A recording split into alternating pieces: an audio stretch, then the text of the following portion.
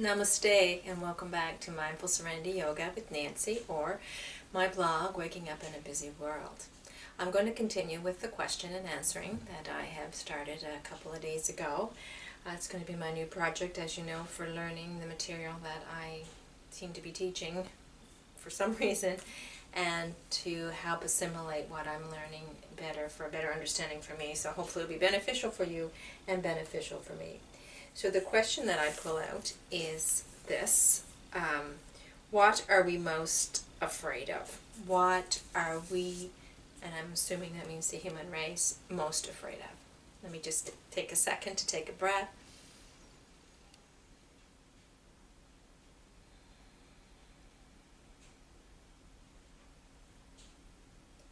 What are we most afraid of? That's a great question for this age of the epidemic of anxiety, which I think is all around us, pandemic of anxiety.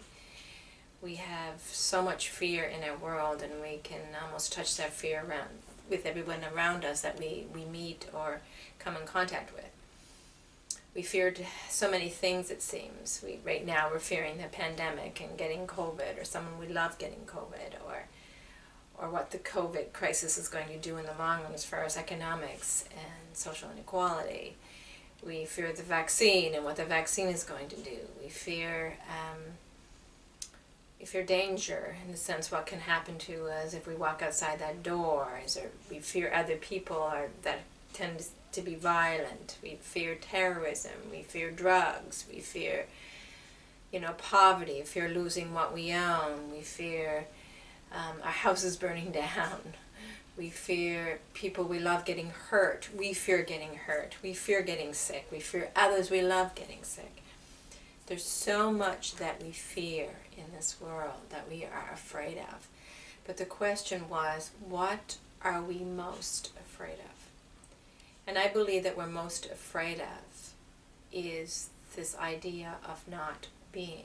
And I know that's a big one. When we look at our world, we seem to be doing and not being. But we are most afraid, I think, of not being, of not existing, of not surviving. And that is, I believe, the human fear. They say that the mother fear of all fears is the fear of death, right? And what is death? In our conditioning in this world, we tend to think of death as the end of the physical body.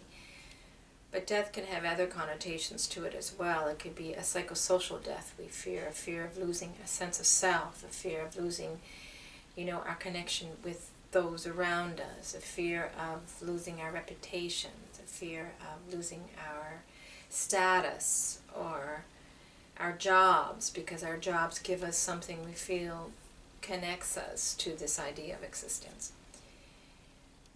We fear not being, basically. And I think we fear this because we have this almost paranoid delusion of persecution, because we have a delusion of being separate entities in separate bodies, in separate forms, separated by our body lines, and separated by our skin colors and our races and our neighborhoods and our geographical locations and our ideologies and our religions and our politics, our nationalities. We are so separated, or we believe we are so separated from others. We have this idea of us and them, or it being anything that's not us and us as individuals. We have this idea of a personal self. And some people would refer to that personal self-identity as the ego, as our personality, who we think we are.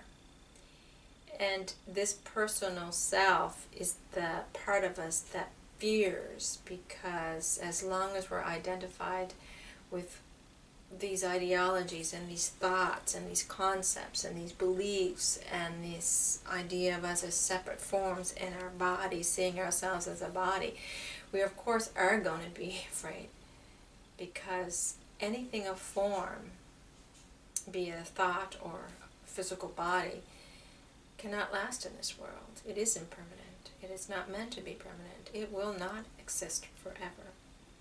So this idea that we're afraid of not surviving is very based on a very sound reality. Our physical form, this idea we have of our personal self, will not last forever. It is impermanent. It is going to come into the world and it is going to go out of the world, like all things. You look at nature and you can see the ever-changing process of nature. You know, a flower bursts through in spring and comes in the form of a stalk with a bud, and the bud blossoms and you have a beautiful flower for the time that it lasts, but eventually the petals will fall off or fade and die away. Leaves will turn brown and the flower will wilt and die and go back to the earth until it's incarnated again through another flower in the following spring. We see our bodies. To look at our bodies as this flower that's going to come in and go out is terrifying for us. To see that this idea that we have of ourselves as these people in a certain job, with a certain role, with a certain family, certain partner, driving a certain car in a certain neighborhood, that's who we believe we are. That is a delusion, but that is who we believe we are. And all those things, the car is going to rust away, the house will fall down someday if we don't take care of it, the people we love and connect with to help us identify this personal sense of self we have will stop loving us, or they will die or move away. We could lose our jobs, or eventually we retire, or we lose our job before then.